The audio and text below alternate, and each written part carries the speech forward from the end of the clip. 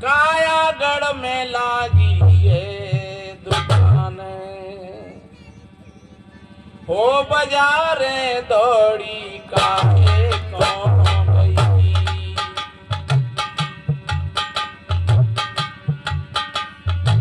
एरी सखी कायागढ़ में लागी ये दुकान, बाजारे दौड़ी काहे कौन गई।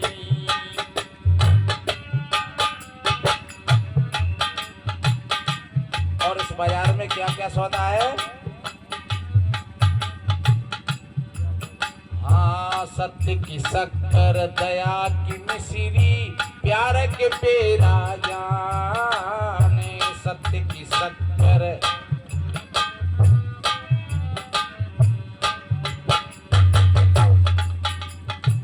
आजकल डॉक्टर लोग बताते हैं कि दो सफेद जहर हैं, नमक और शक्कर। 40 वर्ष की उम्र से ऊपर आप नमक और शक्कर का सदकर के उपयोग करना, अन्यथा तुम्हारे शरीर को ये रोगी बनाते हैं।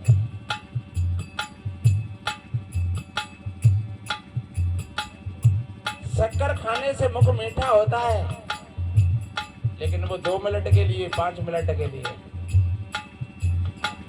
और जिसके जीवन में सत्य घट जाए, उसका जीवन पूरा मिठास से भर जाता है। सत्यमेव जयते।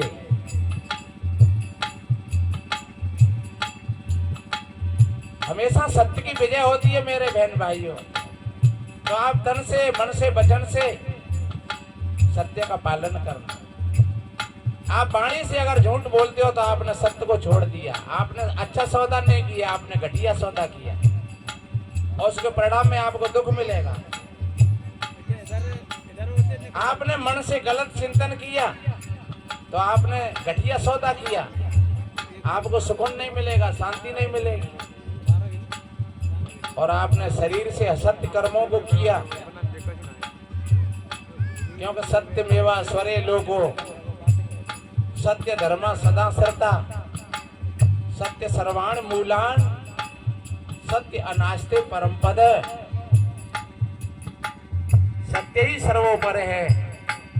जितने जो धर्म वो टिके हुए हैं वो सत्य के आधार से हैं,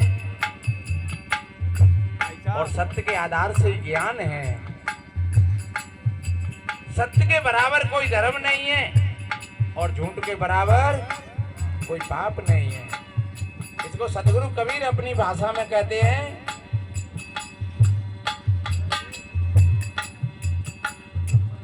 सांच बराबर तप नहीं, और झूठ बराबर पाप, और जाके हृदय साचे ताके हृदय आप। इसलिए तन से, मन से और वचन से मेरे भाई बहनों सत्य का पालन करें। ये सत्य का जो सौदा है, ये सत्य की शक्कर है, ये आपके जीवन को मिठास से भर देगी। ये आपको, आपके परिवार को भी सुंदर बना देगी। ये आपके देश और राष्ट्र को भी सुंदर बना देगी। जहाँ लड़ाई होती है वो असत्य के कारण होती है मेरे भाई बहनों, सत्य में कोई लड़ाई नहीं है। लड़ाई होती है तो मत पंथ संप्रदायों के बीच में होती है, और भेद होता है तो मत पंथ संप्रदायों में ही होता है, लेकिन सत्य में कोई भेद नहीं होता है। इसलिए हम सत्य के साकार बने, हम सत्य के व्यापारी बने, हम सत्य का ही सौदा करें। इसलिए वो बहन कह रही, और वो कहाँ मिलेगा? बड़े बड़े बाजारों में नहीं मिलेगा। आप उस सत्य की खोज करो जाकर के गंगा सागर में, वहां सत्य नहीं मिलेगा। अब मथुरा और वृंदावन में खोज करो सत्य की, वहां नहीं मिलेगा, क्योंकि वहां दुकानें हैं। उस सत्य के लिए तो तुमको अपने भीतर लौटना पड़ेगा। किसी सदगुरु के संकेत से अगर बाहर भटक गए, और एक बात बताएं, कोई भैया गंगा सागर से आया हो, कोई काशी अयोध्या से आया हो, 15 दिन की यात्रा करके, और वो अपने घर पर बैठा हुआ हो, तब उससे पूछना, कहो कैसा आनंद आया, तो वो भैया कहेंगे मर गए, आनंद क्या आया। आनंद कहाँ आ रहा है? आनंद अब आ रहा है जब अपने घर पर और अपने ठिकाने पर लौट करके आ गए। लेकिन वहाँ आनंद नहीं था। मर गए गाड़ियों में, धक्का पेली भाई, मर गए बाजारों में, पानी कहीं ठंडा मिला कहीं गर्म मिला, कहीं पेट खराब हो गया, कहीं सर्दी जुकाम हो गया, कहीं बीमार पड़ गए, कहीं साथी बिछुड़ गए। तो आपने 15 दिनों में कितना आपको सुख और शांति मिली? सुख और शांति की अनुभूति तो जब हो रही है जब तुम अपने घर पर वापस आ गए और अपनी झोंपड़ी में बैठे हुए हैं। अपनी भले ही अगर टूटी सी घाट है और भले ही थोड़ा पुराना सा कम्बल है, लेकिन अब तुम्हें उसमें बड़ा आनंद आ रहा है। अब लग रही है कि बच गए भैया। इसलिए सदगुरु कबीर कहते हैं, बाहर के बाजारों में मत भटक जाना। वो बहन कह रही,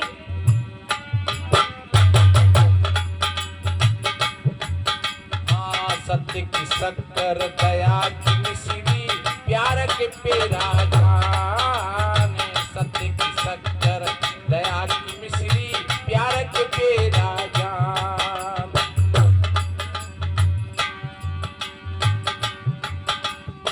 सत्य गुणों की बनी जलेबी,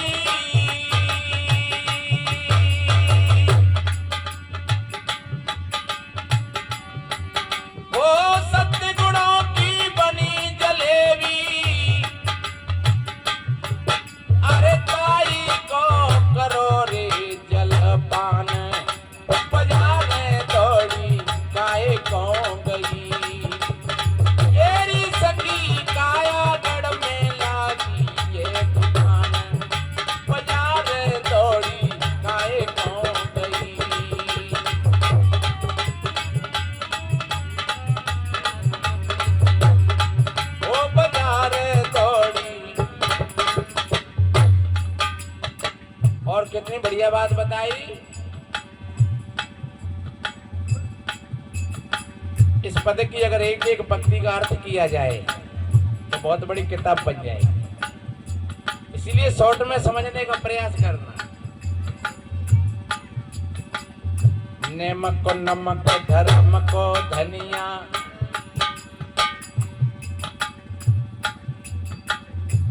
भोजन में तुम्हारी रसोई में सारी चीजें हैं, लेकिन नमक नहीं हो तो रसोई कैसी बनेगी?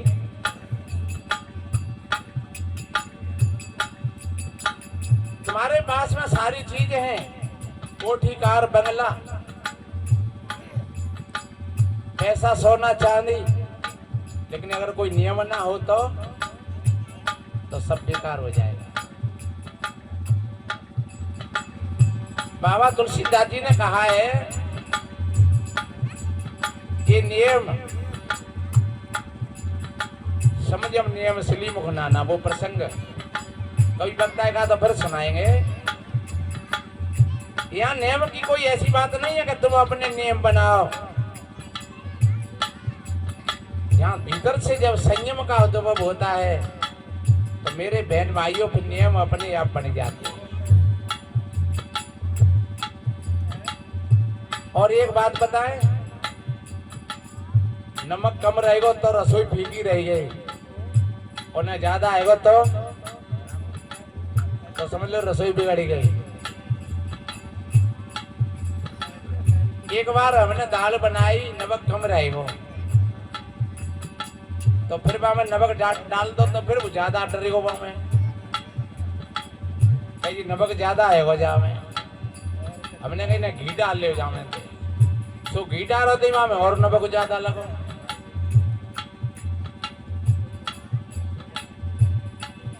मिर्ची डाली तो और ज्यादा बेकार हो गया। ये मैं किसी बात को आप तक पहुंचाने के लिए प्रयास कर रहा हूं। जैसे नमक कम रह गया तो रसोई फीकी रह गई, और ज्यादा डल गया तो रसोई तीखी हो गई। ऐसे ही हमारे जीवन में अगर कोई नमक, ये संयम रूपी नमक अगर आप नियम से शिथिल हो गए तो आपका जीवन खराब हो गया, क्योंकि आप 12 बजे न जग रहे हो, मोबाइल देख रहे हो,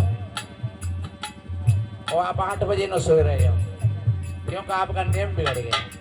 और नियम कहता है कि आप 10 बजे सो जाइए और 4 बजे और 5 बजे के बीच में खटिया छोड़ दो। आप सवेरे जग करके और 2 गिलास पानी पीते हो और आप फ्रेश होने के लिए जाएंगे, आपका पेट सफा हो जाएगा। अगर आप 7 बजे 8 बजे लेटरिन करने के लिए गए तो मैं दावे के साथ कहता हूँ आपका पेट सफा नहीं होगा, और पेट सफा नहीं होगा तो आप किसी न किसी रोग से ग्रसित बने रहोगे, चाहे फिर बवासीर हो जाए, अल्सर हो जाए, बगंदर हो जाए, छाले हो जाए, ये सारी की सारी ये बीमारी हमारे पेट से पैदा हो। और क्यों? क्योंकि ये फ्रेश होने का जो समय है ये सूर्य उदय होने से पहले का है, और अगर सूर्य उदय के बाद में आप गए तो आपके भीतर में गुणों का परिवर्तन हो गया। अब आपके भीतर में सत्व की प्रधानता नहीं है, अब तमस पैदा हो गई, और तमस के कारण तुम्हारे भीतर पेट में मल सूख गया। उस मल के सूखने से अब तुम लेटरिन में बैठ करके भजन करते हो, हे पनवेश्वरी आ जा, हे पनवेश्वरी आ जा, और तब भी पेट साफ नहीं हुआ। इसलिए अपने जीवन को बढ़िया बनाने के लिए शाम को 10 बजे सो जाइए, 4 बजे जग जाइए, 2 गिलास पानी पियो, भोजन के साथ में पानी मत पियो। शास्त्र कहता है भोजन अंते विषमबारी, भोजन के साथ में अगर पानी पीते हो तो ये विष पी रहे हो आप, आपका पेट कभी ठीक नहीं होगा। और एक बात बताएं, जब पेट ठीक होता है तो तुम्हारा ध्यान में भी मन लगेगा, भजन में भी मन लगेगा, सत्संग में भी मन लगेगा, काम में भी मन लगेगा। और पेट साफ नहीं हुआ है तो आप नहाने धोने में भी आलस करेंगे, क्या करो जाए आज तो मामला गड़बड़ है, तो नहाने धोने में भी आलस हो गया, फिर ये भोजन करने में भी आलस आएगा, और फिर भोजन पाओगे कैसे? तो सारा शरीर अस्त व्यस्त हो गया।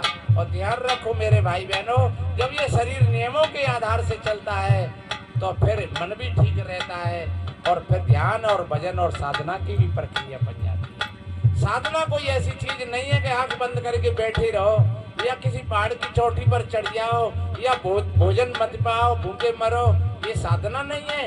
ये तो ये घटता है और जीवन को बिगाड़ने की दशा है। अपने जीवन के नियमों को समझ लो तो आपने समझ लिया। जैसे रसोई में हमने नमक को समझ लिया, ऐसे ही हमने अपने जीवन में नियमों को समझ लिया तो समझ लो वो सौदा बन गया आपका पक्का। वो बहन कह रही, बहना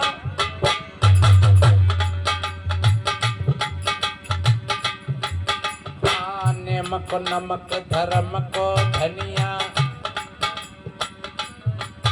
धनिया ठंडा होता है और धर्म भी ठंडा होता है। तुम्हारे चित्त में भीतर उष्णता भरी है तो आप धर्मात्मा नहीं हो, तुम्हारे चित्त में क्रोध है तो आप धर्मात्मा नहीं हो, क्योंकि धनिया का धर्म, धनिया ठंडा होता है। और धर्म का अर्थ भी, क्योंकि धर्मशील, एक अच्छा शील, एक अच्छा स्वभाव, एक अच्छे नियमों पर चलना ही धर्म है। धर्म कोई हिंदू और इस्लाम और सिख और ईसाई नहीं है, धर्म कोई ब्राह्मण, क्षत्रिय, वैश्य और शूद्र नहीं है। बाबा तुलसीदास जी ने कहा है,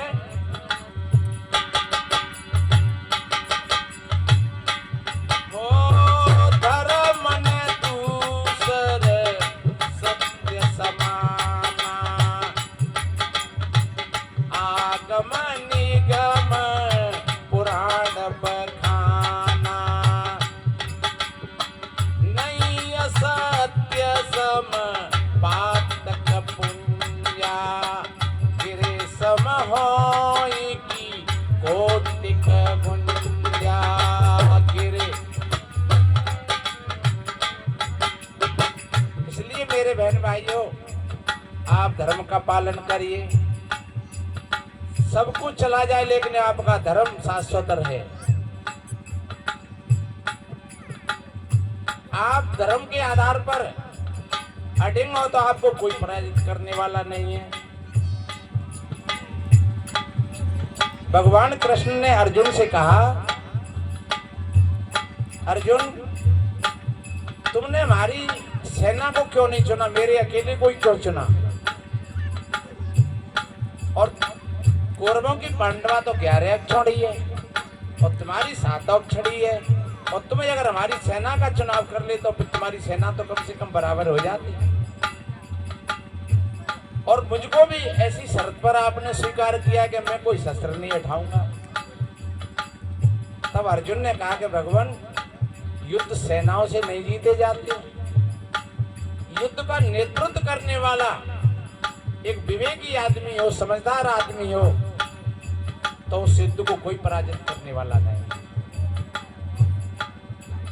आप मेरा नेतृत्व करोगे, मैं रथ में होऊंगा और आप रथ को हाँकोगे और मेरा नेतृत्व करोगे, तो मैं कहता हूं 11 अक्षौणी की बात नहीं है, 22 अक्षौणी हो, अर्जुन को कोई रोकने वाला नहीं है जब आप मेरे रथ को हाँकोगे, क्योंकि आप मेरे साथ में हो। भगवान कृष्ण ने कहा कि मैं तो हूं, लेकिन एक चीज तुम्हारे साथ में और है। तो वो कौन सी है? कि वो धर्म है आपके साथ में, और धर्म की कभी पराजय नहीं होती है, धर्म का झंडा हमेशा ऊपर रहता है। इसलिए मेरे बहन भाइयों, और धर्मात्मा कोई लाल और सफेद कपड़ा पहन करके नहीं होता, धर्मात्मा कोई कंठी और जनेऊ पहन करके नहीं होता है, धर्मात्मा कोई दाढ़ी और जटाजूट रखा करके नहीं होता है, और धर्मात्मा कोई घोंटा करा करके नहीं होता है। आप भीतर से जागृत हो, आपकी स्मृति में होश का दीपक जल रहा है, तो समझ लो आप धर्म के साथ में हो और धर्म आपके साथ में है, तो आपको दुनिया में कोई भी पराजित करने वाला नहीं है। इसलिए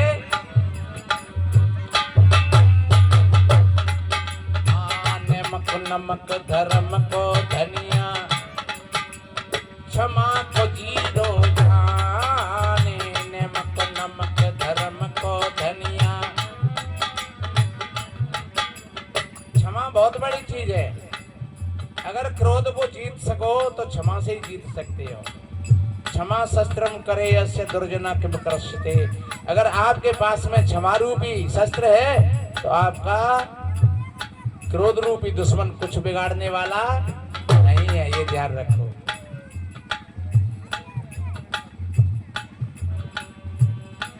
इसलिए कितनी बढ़िया बात कही, अपने से अगर गलती हो जाए तो क्षमा मांग लो, और दूसरे से गलती हो जाए तो क्षमा कर दो। और क्षमा कोई कायरता नहीं है, क्षमा बलवानों का आभूषण है और निर्बलों की शक्ति है। इसलिए मेरे बहन भाइयों, वो बहन कह रही, आप ये विचार करना जब शाम को बैठ करके कि आज हमने कोई गलती तो नहीं की है अपने परिवार में, अपनी सासू माँ के साथ में, पति देव के साथ में, या पत्नी के साथ में, या भाई के साथ में। अगर आपने गलती की है तो आपको और कोई माफ करने वाला नहीं है, आपको उन्हीं से जाकर के क्षमा मांगनी पड़ेगी। कल मैंने निवेदन किया था कि दुर्वासा ऋषि ने भक्त अम्बरीश का अपमान किया था, तो तीनों लोक में फिर आए, लेकिन उनको शांति नहीं मिली। जब विष्णु भगवान ने कहा कि आप वहीं जाइए और आप उन्हीं से जाकर के क्षमा मांगिए, तब आपको शांति मिलेगी। तो बताते हैं, ऋषि जैसे दुर्वासा को और आकर के भक्त अम्बरीश से और क्षमा याचना करा, और तब उनको शांति मिलेगी। तो जब तक आप उससे शांति नहीं, क्षमा नहीं मांगोगे, तब तक आपको शांति नहीं मिलेगी। फिर चाहे आप मंदिरों में चले जाइए, चाहे आप भूखे प्यासे मर लीजिए, चाहे आप सत्संग में बैठ जाइए, लेकिन शांति जब भी मिलेगी जिसके साथ में आपने गलत व्यवहार किया है, उससे जाकर के क्षमा मांगो। एक आभूषण है। नमक नमक धर्म को धनिया, क्षमा को जीरो जान।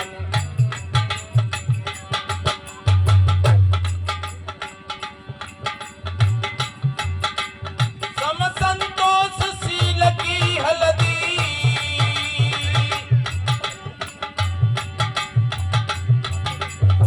सम संतोष शील की हल्दी, अरे दान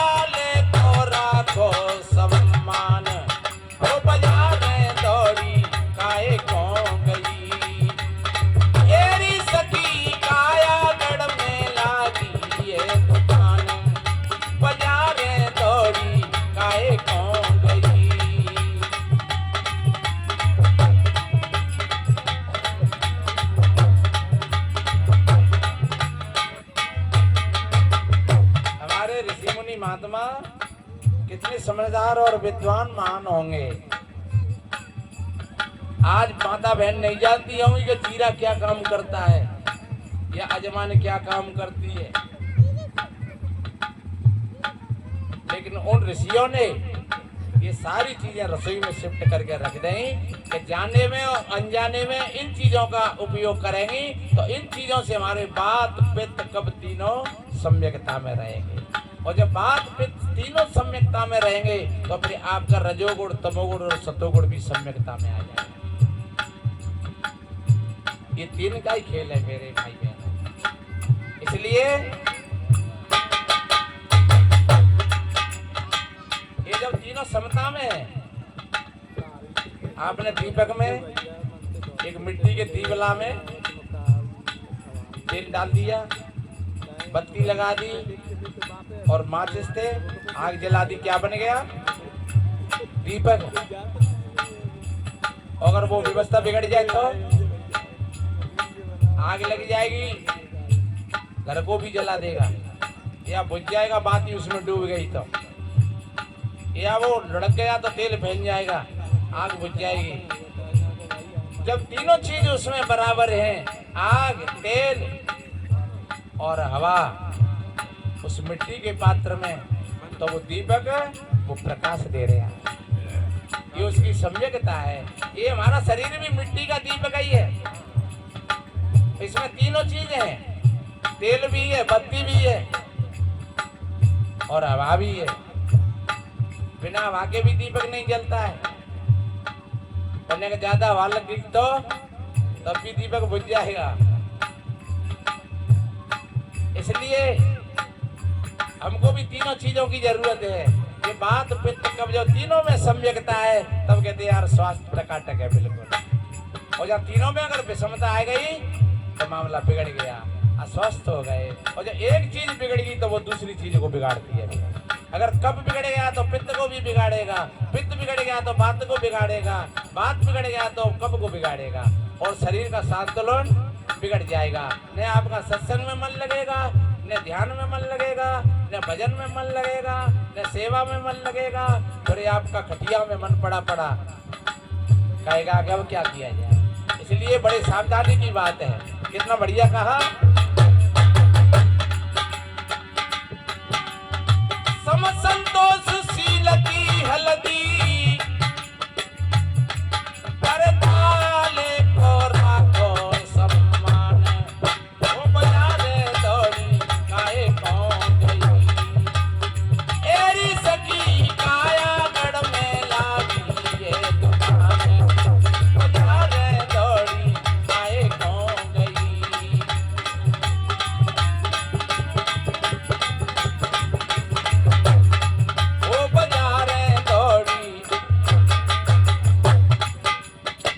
कितनी बढ़िया बात कही। सबता सौंठ मेल की मेथी, मेथी में स्वास्थ्य के पूर्ण गुण बढ़े हुए हैं। हल्दी है एंटीबायोटिक है पूरी की पूरी। सौंठ है, जैसे सौंठ हलवाई बनाते हैं ना, समझदार माता बहन भी बना लेती हैं। उसको मीठे के संग में खाओ तो अच्छा लगेगा और सब्जी के साथ में खाओ तो अच्छा लगेगा। ये समता क्या है? ये सौंठ। हमें समता की जरूरत है, परिवार में भी समता की जरूरत है। जहां सुमतता संपत्ति नाना। आप सास बहू में अगर दरार है, देवरानी जेठानी में अगर दरार है, भाई भाई में अगर खाई है बीच में, तो आपके घर की समता बिगड़ जाएगी। और आपके शरीर में भी। सदगुरु कबीर साहब जी ने कहा है, संतों घर में झगड़ो भारी, रात दिवस में लुठो लागे 5 डोडा एक नारी। न्यारो न्यारो भोजन चाहे 5 अधिक स्वादी, कोका उका हठाने माने आप ही आप मुरादी। दुर्मत केर जो आगिन मेटे टोटे चाप चवेरे, और कहे कबीर सोई जन मेरा जो घर की रार निवेरे। ये ढोलक समता में बज रही है। इसमें 9 चाबी है, इसमें 9 ताल है, बाजे में 7 सुर है। ये कोई बाहर की चीज नहीं है। ये हमारे भीतर का विज्ञान है। कछु चाबी ने ढीली कर दो, कछु ने कर्री कर दो तो ढोलक कंसुरी हो जाएगी। और जहाँ ताल भंग हो गई तो सुर भंग हो जाएगा। और जहाँ ताल भंग हो, सुर भंग हो, फिर कोई अगर गाता है तो लोग कहते काय को चिल्ला रहे हो, बंद है जा।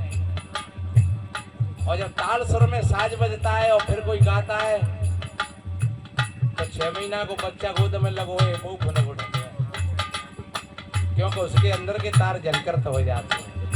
ये संगीत कोई बाहर की चीज नहीं है, हमारे भीतर का विज्ञान है। बजाने वाले जानते हैं जब 9 ताल बराबर हो जाती हैं और 7 स्वर मिल जाते हैं तो संगीत का मजमा बन जाता है। हमारे अंदर में भी 9 शक्तियां हैं, चित्त मन बुद्धि अहंकार, अंतःकरण 4 हो गए और 5 ज्ञानेंद्रिया, आंख कान नाक जिह्वा और ये चमड़ी। 5 ज्ञानेंद्रिया, चतुष्ट अंतःकरण क्या हो गए, ये 9 हो गए। ये 9 को अगर तालमेल बढ़िया है तो तुम्हें सुकून मिलेगा, शांति मिलेगी। और अगर 9 को तालमेल बिगड़ेगा तो न्यारो न्यारो भोजन मांगे।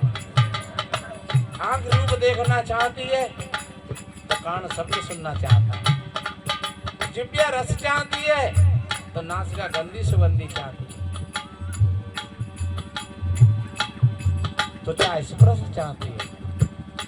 इसलिए मेरे बहन भाइयों इसकी समता बनानी है। अगर समता नहीं बनेगी तो आपकी साधना नहीं बनेगी। और समता का नाम ही साधना है, कोई हटता साधना नहीं है। खड़ेश्वरी होना, मौनी होना, दिगंबरी होना कोई साधना नहीं है। हमारे मन और इंद्रियों में अगर समता बन गई तो समझ लो आप साधु बन गए। चाहे भले ही आप अपनी दुकान पर बैठे हुए हो, चाहे भले ही तुम अपने खेत में पानी लगा रहे हो, लेकिन आपके चित्त में समता आ गई तो समझ लो आप साधु बन गए।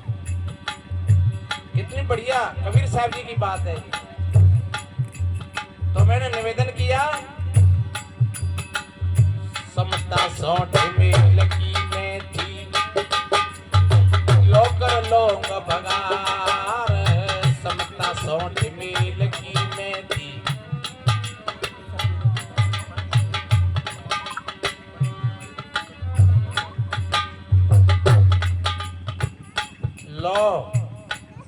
लौंग, एक लौंग अगर तुम चबा लेते हो तुम्हारे दांतों में मजबूती आ जाएगी। लौंग से छोटी मोटी दर्द पीड़ा ठीक हो जाएगी। पारिया में लौंग बहुत काम करती है और मुख में से बदबू नहीं आएगी। यहाँ लौ और लौंग, अगर आपकी सत्संग में लौ लगी है, आपकी लगन लगी है, ऐसे अब आपका एक चित्त बिल्कुल एक धागे से बंधा हुआ है। ऐसी अगर लौ लगन है हमारे अंदर में, सदगुरु कहते हैं आपकी साधना बन जाएगी। ऐसी लागी लगन, मीरा हो गई मगन, प्रेम से वो हरि गीत गाने लगी। तो मेरे बहन भाइयों, हाँ समता सौंठ में लगी मैं थी, लोकर लोग भगार। ज्ञान को खार विवेक को चूना, ओ ज्ञान को खार विवेक को चूना। अरे प्रेम को खायो वे पान, वो बाजारे दौड़ी काहे कौन गई। एरी बहना प्रेम को खायो वे पान, बाजारे दौड़ी काहे कौन गई।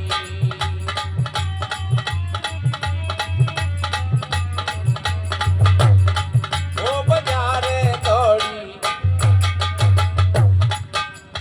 इसलिए हाट में सौदा मत करना, बाहर के बाजारों में सौदा मत करना, इतना धोखो खा जाओगे। अगर सौदा ही करना है तो फिर भीतर झांक करके सौदा करना। अगर आप सच्चे व्यापारी हो तो आपके भीतर में बहुत बड़ी हाट लगी हुई है। और देखिए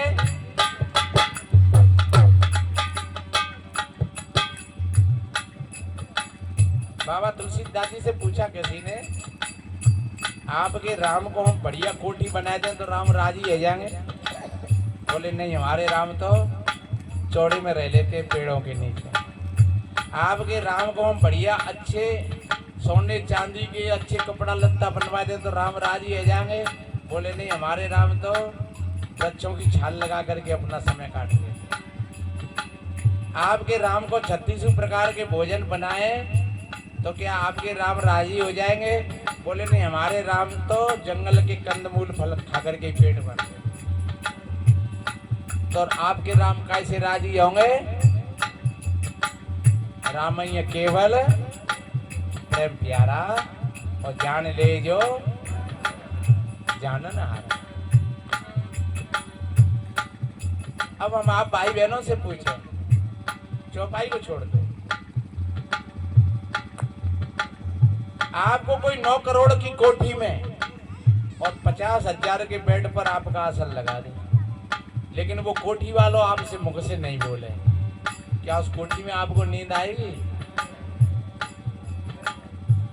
आपके सामने कोई 3600 प्रकार के भोजन बना करके रख दे, लेकिन भोजन परोसने वाला आपसे टेढ़ो टेढ़ हो जावे, क्या उस भोजन में आपको स्वाद आएगा? आप किसी मित्र के घर पर पहुंचे, सर्दी पड़ रही है थोड़ी सी, आग जला ली, रूखा सूखा भोजन दिया और सब रात बातचीतों में कट गई। ये प्रेम की परिभाषा है मेरे। इसलिए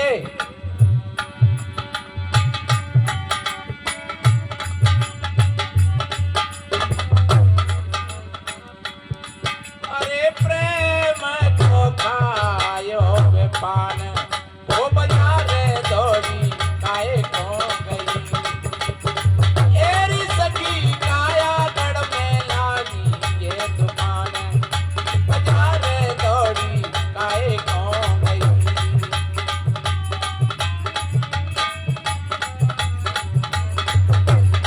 वो बाजारे दौड़ी। और कितनी बढ़िया बात कही, क्योंकि बाजार में सौदा तो सबई हो तो है। ऐसा नहीं है कि मुंह से हिंग की गांठ मिल गई माने गई हमें गई पसारी।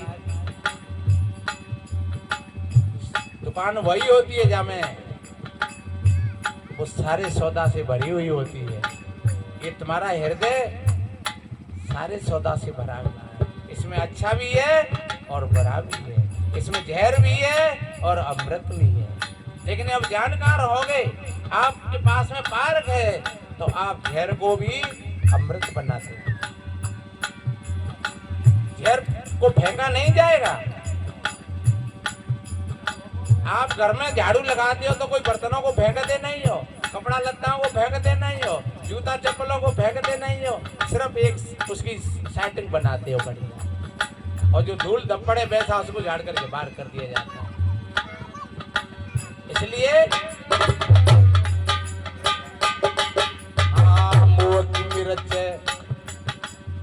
लोभ कोले सन क्रोध तमाकू जाने, मोह की मिर्च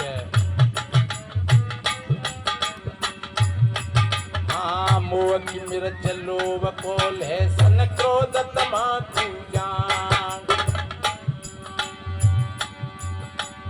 प्याज रूप कटुवाणी कहिए,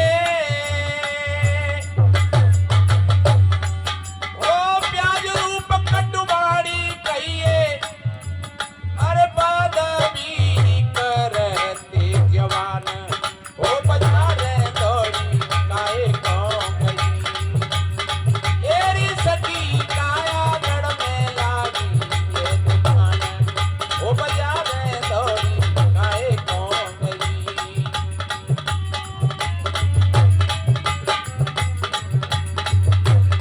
ओ बाजारे दौड़ी।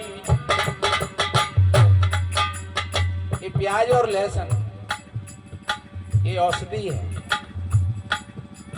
लेकिन ज्यादा खा लोगे तो बीमार कर देंगे।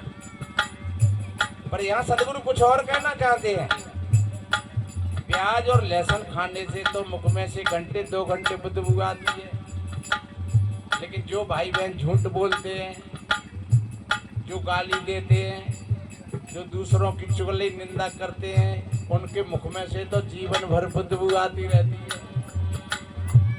और भोजन पाने से मुख झूठा नहीं होता है, मुख झूठ बोलने से। जब कोई गाली देता है तो लोग कहते हैं अरे तेरी जीभ में कीड़ा पड़ जाए, तुझको शर्म नहीं आती है। तो इसलिए मेरे बहन भाइयों, आपकी वाणी में सत्य है, प्यार है। गीता के 17वें अध्याय में भगवान कृष्ण अर्जुन से कहते हैं, उक्तिजित कर्म वाक्यम सत्यम प्रिय हितम च स्वाध्याय अभ्यसनम वांग में तपोच्यते। ये वाणी का तप बताया। हमारी वाणी से किसी को उत्तेजना पैदा नहीं हो जाए, हमारी वाणी से किसी को दिल में चोट नहीं लगी जाए, और किसी की वाणी से हमको भी नहीं लगी जाए, ये भी तुम्हारी साधना है। हम अपनी वाणी को तो साध लेंगे, लेकिन अगर दूसरे ने हमसे गलत वाणी का उपयोग किया तो आपको अपने हृदय को भी साधना है साथ साथ। तो आपका हृदय सदा हुआ है, आपकी वाणी सदी हुई है, आपकी साधना बन गई। इसलिए वाणी में सत्य हो, ऐसा सत्य नहीं। कहीं कहीं लोग कहते हैं सत्य कड़वा होता है। तो भैया की एक आंख खराब हुई, माने के यो काने इतने आइयो, अब बा बेचारे चोट लग गई, और तुम कह रहे हो मैंने तो सत्य का ही है। नहीं, ये सत्य नहीं। कभी कभी सत्य भी जब दूसरे को दुख होता है तो वो सत्य में परिवर्तित हो जाता है। तो कहते कानो कानो मत कहे, कानो जाएगा रूठ, और धीरे धीरे पूछ ले तो वो अपनी वास्तविकता को बता देंगे, भैया इस तरीका से मेरी आँख खराब हो गई। और अगर तुमने सीधी सीधी बोल दिया तो फिर वो उसको बुरा लगेगा। तो ये वाणी की तपस्या है। और देखिए आखिरी पंक्ति में समय अपनी ओर चल गया है।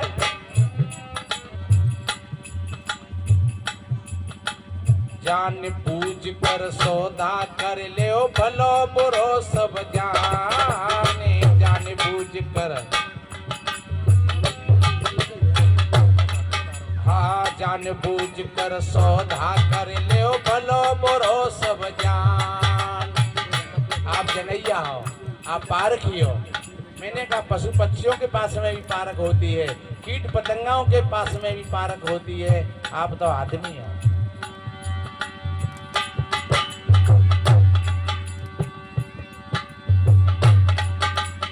जान बूझ कर सौदा कर ले भलो बुरो सब जान। ये सदगुरुदेव मुक्ति के दाता,